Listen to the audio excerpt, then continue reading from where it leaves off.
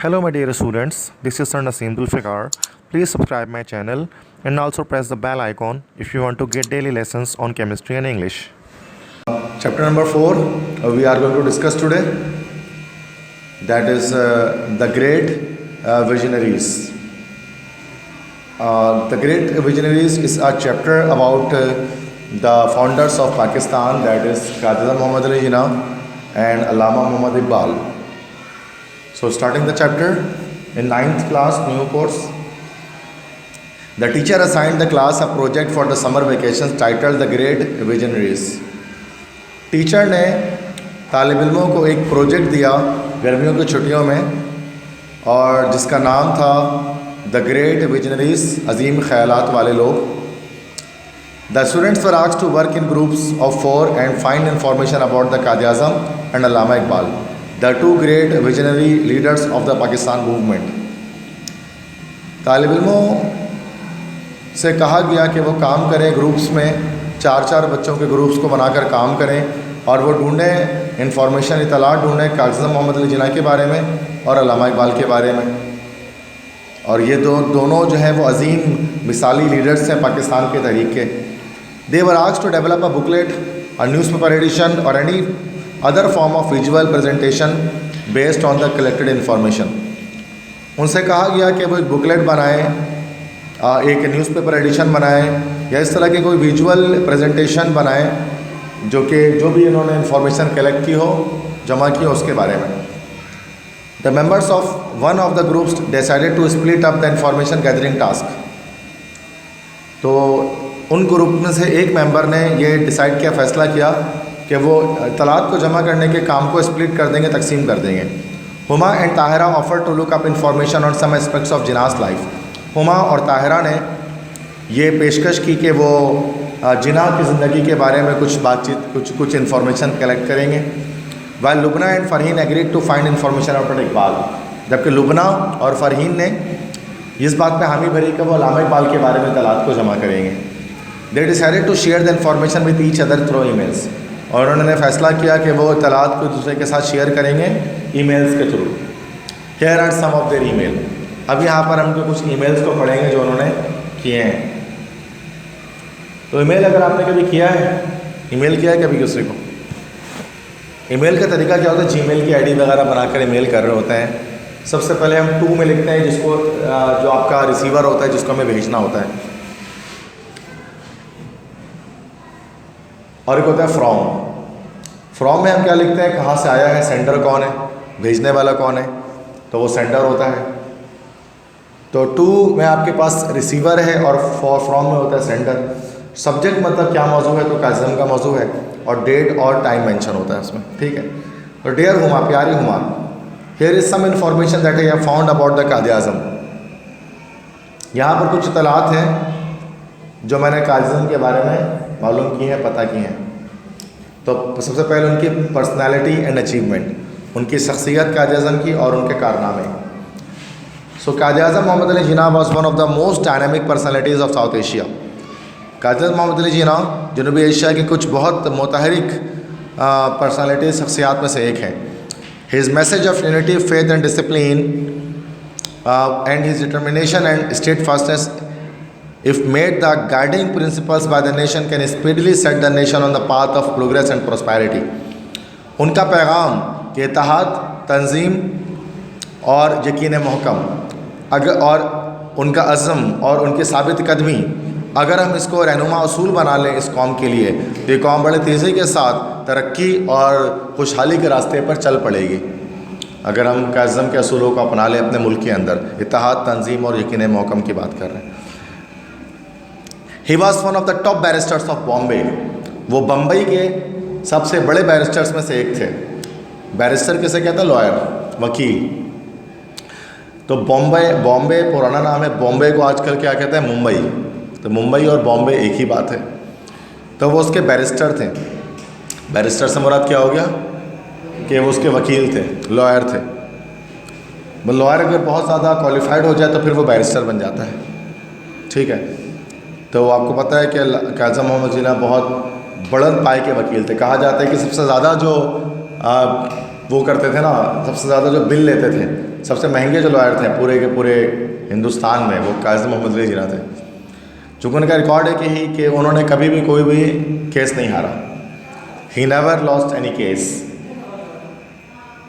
काज़ी में सिर्फ एक केस हारा था ज़िंदगी में, और वो कौन सा केस था? गाज़ी अलमदीन शहीद का केस था। गाज़ी अलमदीन का नाम सुना है? तो गाज़ी अलमदीन एक शख्स थे इंडिया में, किसी ज़माने में काज़म के दौर में किसी ने एक नबी करीम सल्लल्लाहु अलैहि वसल्लम के बारे में एक गलत किताब शाया कर दी थी। एक हिंदू था, राजपाल उसका नाम था। तो राजपाल ने क्या किया था, गलत किताब एक शाया कर दी थी नबी के बारे में, नामूस के ख़िलाफ़। तो उन्होंने क्या किया था, गाज़ी अलमदीन ने, कि उन्होंने चाकू मार दिया था राजपाल को और उसको मार दिया था। तो पुलिस ने उसको पकड़ लिया था, उसके खिलाफ़ केस चल रहा था। अब लोग चाहते थे कि गाज़ी अलमदीन किसी तरह से बच जाए, तो उन्होंने जो है वो लोगों ने काज़म को कहा कि आप केस लड़िए, आप तो कभी हारते ही नहीं हैं। तो कायद आज़म ने फिर गाज़ी अलमदीन शहीद से मुलाकात की और उनसे कहा कि भाई मैं तुम्हारे केस लड़ने के लिए तैयार हूँ, बस तुम्हें कोर्ट में ये कहना है कि तुमने राजपाल का कत्ल नहीं किया, तो बाकी मैं संभाल लूँगा। तो गाज़ी अलमदीन ने कहा कि नहीं, मैं ऐसा नहीं बोलूँगा, मैं बोलूँगा कि मैंने कत्ल किया है, क्योंकि मैंने गलत कुछ नहीं किया है। मैंने नामूस रिसालत के ख़िलाफ़ जो है उसको फिर मारा है, जैसे मुमताज़ कादरी ने मारा था, है ना। आखिरकार यही हुआ कि वो आगे गए वहाँ पर, मतलब कि उसमें कोर्ट में, तो कोर्ट में उन्होंने कह दिया कि भाई मैंने जो है वो मारा है इसको। तो आखिरकार फिर उनको सज़ा हो गई, सज़ाए मौत हो गई। तो काज़म वो केस हार गए, वरना और कोई केस नहीं हारे काज़म कभी। तो बॉम्बे के टॉप बैरिस्टर्स में से एक थे वो। But is greatest achievement which is unparalleled in the recent history of the world is the creation of Pakistan. लेकिन उनको सबसे बड़ी कामयाबी जो आज की दुनिया की तारीख़ में अनपैरेलल है, गैर मतवाज़ी है, जिसका कोई सानी नहीं है, वो पाकिस्तान की तख्लीक है। सबसे बड़ा काम है उनका। The world has seen many leaders who have obtained independence for their people from undesired rulers, but few have achieved what the Quaid-e-Azam did. दुनिया ने देखा ऐसे बहुत सारे लीडर्स जिन्होंने आज़ादी को हासिल किया है लोगों के लिए, ना चाहने वाले लीडर्स से, अनडिज़ायरेबल रूलर्स से, हुक्मरानों से, लेकिन बहुत कम ने वो हासिल किया है जो काज़म ने किया। उन्होंने एक नए वतन की तख्लीक की। He led the Muslims of the subcontinent to achieve an independent state called Pakistan. Lead के सेकंड फॉर्म में लेड, उन्होंने रहनुमाई की मुसलमानों की, सब कॉन्टिनेंट के मुसलमानों की रहनुमाई की कि वो हासिल करें एक आज़ाद रियासत, जिसको पुकारा उन्होंने Pakistan, where they could live honourably according to the teachings of their faith and culture, जहाँ वो इज़्ज़त के साथ रह सकें अपने तालीमात, अपने अकीदे और अपने सकाफ़त की तालीमात के मुताबिक। रिगार्ड्स ताहिरा। तो ये ताहिरा ने लिखा था हुमा को। अब जो है वो हुमा रिप्लाई करती है ताहिरा को, ईमेल, दूसरा ईमेल शुरू हो जाता है। Tahira, here is some more information that we can add in this section. Tahira, ये थोड़ी सी और इत्तलात है जो हम इस सेक्शन में ऐड कर सकते हैं। Moreover, Mohammad Ali Jinnah was the only leader in British India who was popular not only among the Muslims but also had a great respect among the people of other faith, including the Hindus, Christian, Sikh and Parsis. मज़ीद ये कि Mohammad Ali Jinnah leader थे British India के, वो ना सिर्फ popular थे मुसलमानों में, बल्कि उनकी बहुत इज़्ज़त कर दिया करते थे दूसरे अकायद के लोग भी, जिनमें शामिल थे हिंदू, ईसाई, सिख और पारसी। ये सब भी काज़ी मोहम्मद जिन्ना की जो है वो इज़्ज़त किया करते थे। पारसी कौन होते हैं? नाम सुना पारसी? एक तो हिंदू है, मुसलमान है, क्रिश्चियन का नाम भी सुना होगा, ईसाई। ईसाई जो समझ गया ना, फादर जो बोलते हैं, चर्च जाते हैं जो। सिख भी सुना होगा, सिख जो है वो पगड़ी लगाते हैं, है ना, सिख। और पारसी नहीं सुना कभी? पारसी को मजूसी भी कहते हैं, ये आतिश परस्त होते हैं। आतिश परस्त से मुराद क्या? कि ये आग की पूजा करते हैं। आतिश परस्त, फायर वर्शिपर होते हैं, ये आग की पूजा करने वाले लोग होते हैं, जिनको हम लोग क्या कहते हैं? पारसी। ईरान में ज़्यादातर रहते हैं, इंडिया में भी रहते हैं पारसी लोग। उनके अलग सिस्टम, अलग कल्चर है, वो कोई मुसलमान नहीं होते हैं। तो पारसी लोगों के अंदर ये होता है कि पारसी जब देखो हर मज़हब के तरीका अलग है। मुसलमान है तो दफना देगा, हिंदू है तो जला देगा। अब पारसी का क्या तरीका होता है? पारसी लोग क्या करते हैं, वो बड़े बड़े टावर्स बनाते हैं, टावर्स ऑफ साइलेंस, खामोशी के मीनार। उस टावर के ऊपर क्या करते हैं, आपने सुना होगा, क्या सुना है? यस, वो लाश को वहाँ पर जाकर छोड़ देते हैं। हाँ, तो लाश को जब वहाँ पर छोड़ दें तो क्या होता है, गिद्ध वगैरह, परिंदे वगैरह क्या करते हैं, वो नोच नोच के खा लेते हैं इंसान को, जो मुर्दा जिस्म है। इस तरह से उनके यहाँ जो है वो मरने की बात करते हैं। यूट्यूब पे वीडियो भी इसकी है, जानवर जो है वो लाश को खा रहा होता है। तो पारसी कहलाते हैं वो लोग। Due to his tolerance and acceptance of all faith, some Hindu leaders like Gokhale and famous Hindu poet Sarojini Naidu called him the best ambassador of Hindu Muslim community. उनके बर्दाश्त की वजह से, और वो हर तरह के अकायद को कबूल कर लिया करते थे, तो कुछ हिंदू लीडर जैसे गोखले और मशहूर हिंदू शायरा सरोजिनी नायडू, वो कहा करती थी कैल्सियम को the best ambassador of Hindu Muslim unity, कि हिंदू मुसलमान इत्तेहाद के बेहतरीन सफ़ीर हैं ये। तो बेस्ट विशेस हुमा ने ये ख़त लिखा। अब जो है वो फ़रहीन कह रही है दोनों के ईमेल्स को पढ़ के, Huma and Tahira, you might want to add this vital piece of information this section. Huma और ताहिरा ये ईमेल कर रही हैं कि तुम शायद ये एक वाइटल पीस ऑफ इंफॉर्मेशन, ये एक अहम इत्तला भी तुम जो है वो इंफॉर्मेशन ऐड कर सकते हो अपने सेक्शन में। However, he was very clear about one thing: while Pakistan would be a state where the Muslims would be free to practice the teachings of their faith and prosper economically, अगरचे वो एक चीज़ के बारे में बहुत clear थे कि पाकिस्तान एक ऐसा स्टेट होगा, रियासत होगा, जहाँ मुसलमानों को अपने अकायद के मुताबिक जो है वो वक्त गुजारने पर जो है वो क्या होगी, आज़ादी होगी। There is in no way meant that the people of other faith living in the geographical boundaries of the new state would in any way be lesser citizen. लेकिन इसका ये मतलब नहीं होगा कि बाकी लोग जो दूसरे अकायद के हैं, जो है वो इस नए रियासत के जोग्राफी हदूद के अंदर रहते हैं, वो किसी तरह से कमतर सिटीज़न या शहरी हो सकते हैं। इसका ये मतलब नहीं होगा। मतलब मुसलमानों को तो आज़ादी दी जाएगी, और साथ में जो गैर मुस्लिम हैं उनको भी जो है उनके मज़हब को फॉलो करने में आज़ादी दी जाएगी पूरी तरह से। आगे पसंद नेक्स्ट उसके बाद जो ईमेल है वो ताहिरा जो है वो कर रही हैं हुमा को। Thank you Huma, I agree with you. शुक्रिया हुमा, मैं तुम्हारे साथ एग्री करती हूँ।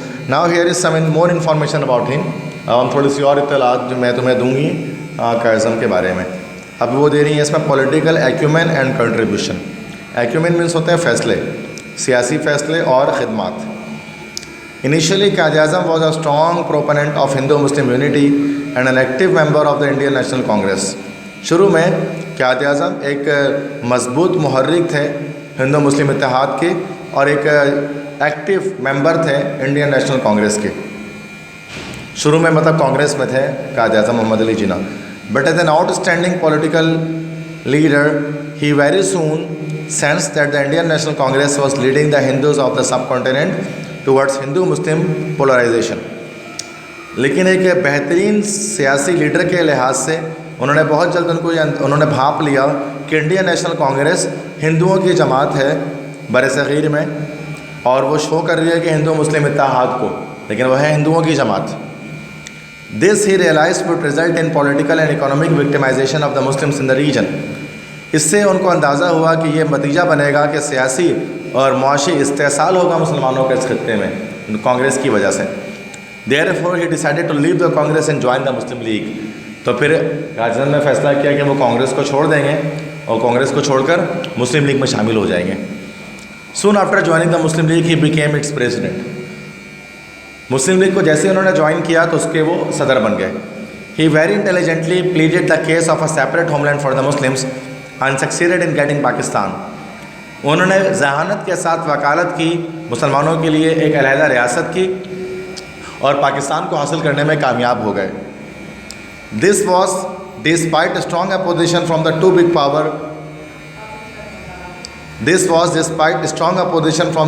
Power players in British India, the ruling British and the majority Hindus। ये हुआ था बावजूद उसके कि दो बड़े स्ट्रॉन्ग अपोजिशन थे, खिलाफ लोग थे जो कि दो बड़े बिग पावर प्लेयर थे ब्रिटिश इंडिया में, उनके होने के बावजूद ऐसा हुआ, जिसमें से एक रूलिंग ब्रिटिश थे, अंग्रेज़ जो हुक्मरान थे, और दूसरे जो अक्सरियत में हिंदू थे। इन दोनों के बावजूद जो है वो आखिरकार कायदे ने पाकिस्तान को हासिल कर लिया। Have you found some more information Tahira? फिर वो पूछती है हूँ कि क्या तुमने कोई और इन्फॉर्मेशन भी ली है? ताहिरा ने पूछा हुमा से।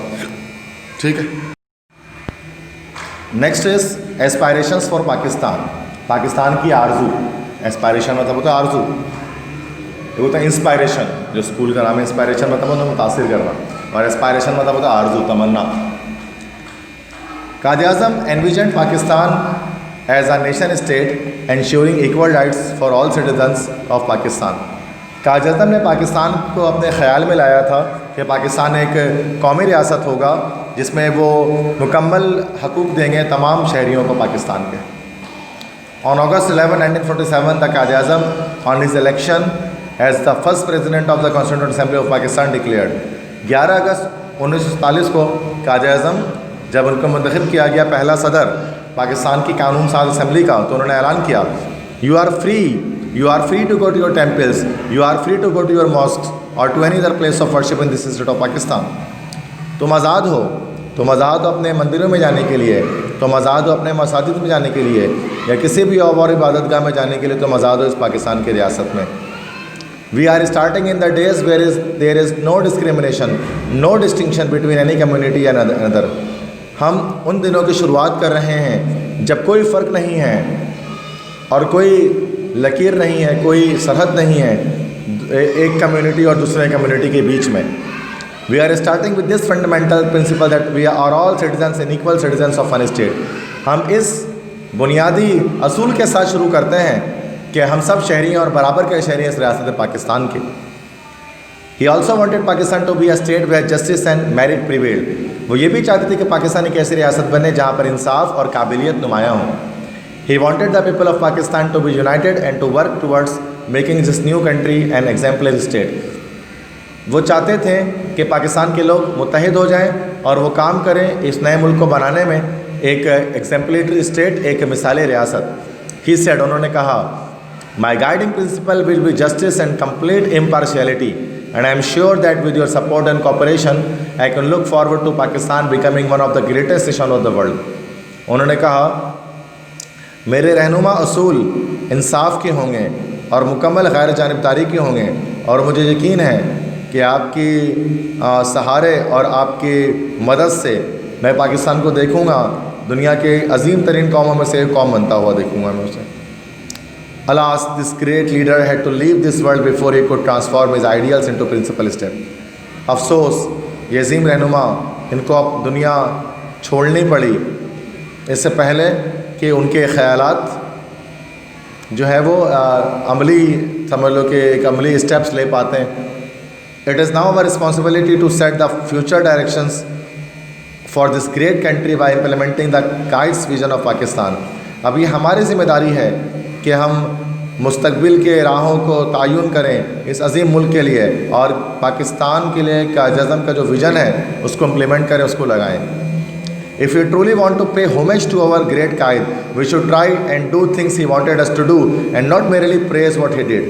अगर हम चाहते हैं कि हम सच में खराज तहसीन पेश करें कायद-ए-आज़म मोहम्मद अली जिन्ना को, इस अजीम कायद को, तो हमें चाहिए कि हम वो करें जो उन्होंने हमसे करने कहा है, और सिर्फ हम उनकी तारीफ़ ना करें कि जो उन्होंने किया है, बल्कि उनके हम जो है वो मैसेज पर चलें, उनके एडवाइसेस पर चलें। On every independence day we should think of what we need to take Pakistan forward on the way to peace and prosperity. हर आज़ादी के दिन हम सब सोचते हैं कि हमें क्या करना चाहिए पाकिस्तान को आगे बढ़ाने के लिए ताकि वो अमन और खुशहाली उसमें आ जाए। Tahira, I think we now have enough information about the Quaid-e-Azam. Tahira, हमें लगता है कि कायद-ए-आज़म के बारे में काफ़ी इन्फॉर्मेशन जमा हो गई है। Let's see what Lubna and Farheen find about Allama Iqbal. आओ देखते हैं लुबना और फरहीन ने अल्लामा इकबाल के बारे में क्या, मतलब कि उन्होंने इत्तलात ढूंढी हैं। We will meet and decide how to present all this information. बाद में हम मुलाकात करेंगे और फैसला करेंगे कैसे इन सारी इन्फॉर्मेशन को पेश करना है लोगों के सामने। तो अब जो है वो अब अलग है, फरहीन को लिखा जा रहा है, लुबना लिख रही हैं। Now that my cousin's wedding is over, I have manage to find the following information about the poet of the east. अब मेरे कज़न की शादी ख़त्म हो चुकी है और मैंने मैनेज कर लिया है कि मैं टाइम निकालूं ताकि शायर मशरिक़ के बारे में कुछ इत्तलात आपको मैं दे सकूं। अब इनकी पर्सनैलिटी और अचीवमेंट के बारे में सबसे पहले तो कि उनकी जो है वो क्या शख्सियत थी और क्या उनकी कामयाबियाँ थी, क्या कारनामे थे। Allama Mohammad Iqbal the poet of the east was no doubt a great poet but poetry was only one of his many accomplishment. Allama Mohammad Iqbal शायर मशरिक़ यकीनन वो एक बहुत बड़े शायर थे, लेकिन शायरी उनके बहुत सारे कारनामों में से सिर्फ एक कारनामा था। He began his professional career as a professor of Arabic at the Oriental College Lahore after doing his MA in 1899। उन्होंने अपने प्रोफेशनल करियर की शुरुआत की एक प्रोफेसर के तौर पे अरबिक के ओरिएंटल कॉलेज लाहौर में, और बाद में उन्होंने अपना MA किया 1899 में। In 1905 he went to London to study law and received a law degree. 1905 में वो लंदन गए कानून की तालीम हासिल करने के लिए, और वहाँ से उन्होंने एक कानून की डिग्री हासिल की। ही दस became a barrister by profession. इस तरह से वो एक बैरिस्टर बन गए, लॉयर बन गए। काज़म की तरह अल्लामा इकबाल भी लॉयर थे पेशे के लिहाज से। But this does not mean that he gave up everything else. लेकिन उसका ये मतलब नहीं था कि उन्होंने सब कुछ छोड़ दिया था। This versatile person continued his quest for knowledge in various fields and in 1908 he was awarded a PhD degree by the Munich University in Germany for his work on Persian philosophy। लेकिन इस versatile मतलब ये हर fun मौला जो शख्स था, उसने अपने इल्म के प्यास को जारी रखा मुख्तलिफ़ शोबों में। 1908 में उनको नवाजा गया PhD की डिग्री से, और ये डिग्री उनको दिया म्यूनिख यूनिवर्सिटी ने जो जर्मनी में थी। चूँकि उन्होंने काम किया था फ़ारसी फ़लसफ़े पर, तो पर्शियन फ़िलासफ़ी पर काम कर उनको PhD की डिग्री से नवाजा गया। That is why he is also known as doctor Mohammad Iqbal. इसी वजह से उनको हम लोग डॉक्टर मोहम्मद इकबाल कहते हैं, चूँकि PhD जो करते हैं उनके नाम के साथ डॉक्टर लग जाता है। तो ये जो है वो फ़रहीन को बता रही हैं लुबना। अब जो है फ़रहीन कहती हैं, thanks Lubna, here's the information that I have found. शुक्रिया लुबना, अब ये मैं जो इत्तलात मैंने ढूंढी हैं वो ये सारी हैं अल्लामा इकबाल के बारे में। तो सबसे पहले पॉलिटिकल एक्यूमेन एंड कंट्रीब्यूशन, सियासी कारनामे और ख़िदमात क्या थे उनके। Allama Mohammad Iqbal also took an active part in politics and work for the cause of the Muslim South Asia. Allama Iqbal उन्होंने सियासत में बढ़ चढ़ कर हिस्सा लिया और जनूबी एशिया के मुसलमानों के लिए काम किया। He was elected as a member of the Punjab Legislative Council in 1926, a post he held till 1929। वो पंजाब कानून साज काउंसिल के मेंबर बने, रुकन बने, मुंतखब किया गया उनको 1926 में, और इस मकाम मनसब तक वो फाइज रहे 1929 तक। By then he had become deeply involve with the Muslim League activities. उस वक्त तक वो पूरी तरह से इन्वॉल्व हो चुके थे, शामिल हो चुके थे मुस्लिम लीग की सरगर्मियों में। Due to this commitment to this cause of Muslim rights in India, he was soon elected as the president of the Punjab branch of the All India Muslim League, a post he held till the time of his death। अपनी इस commitment की वजह से कि जो मुसलमानों के हकूक़ के लिए उन्होंने जो है वो आवाज़ उठाई, तो बहुत जल्द वो मुंतखब हो गए ऑल इंडिया मुस्लिम लीग के पंजाब ब्रांच के सदर, और ये वो मनसब था जिस पर वो अपनी मौत तक कायम रहे। अपने मरते दम तक वो पंजाब ब्रांच के ऑल इंडिया मुस्लिम लीग के प्रेसिडेंट रहे। One of Iqbal's biggest political contribution is his Allahabad address, which he delivered in 1930 when he presided over the Allahabad meeting of the All India Muslim League। अल्लामा इकबाल के कुछ सबसे बड़े सियासी खिदमात में से एक है इलाहाबाद का खुतबा, जो उन्होंने 1930 में दिया था।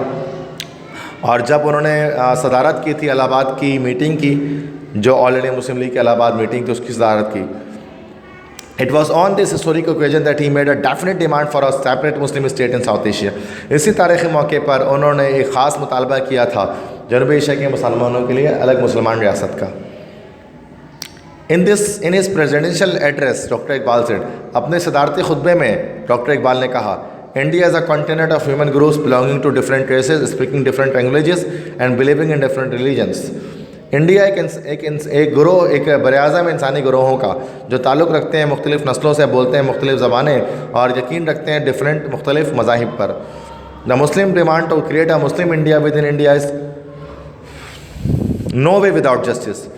मुसलमान जो ये मुतालबा करते हैं कि एक मुस्लिम इंडिया कायम कर दिया जाए, इंडिया के अंदर ही किसी तरह से इंसाफ से बाहर नहीं है, इंसाफ का मुतालबा है ये। For my part I would like to go one step forward. जहाँ तक मेरा मामला है तो मैं एक कदम आगे बढ़ाना चाहता हूँ।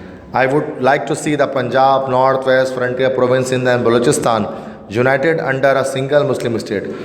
मैं चाहता हूँ कि देखूँ पंजाब, शुमाल मगरबी सरहदी सूबे, सिंध और बलूचिस्तान को मुत्तहिद देखना चाहता हूँ मैं एक अलग इस्लामी रियासत के तौर पे।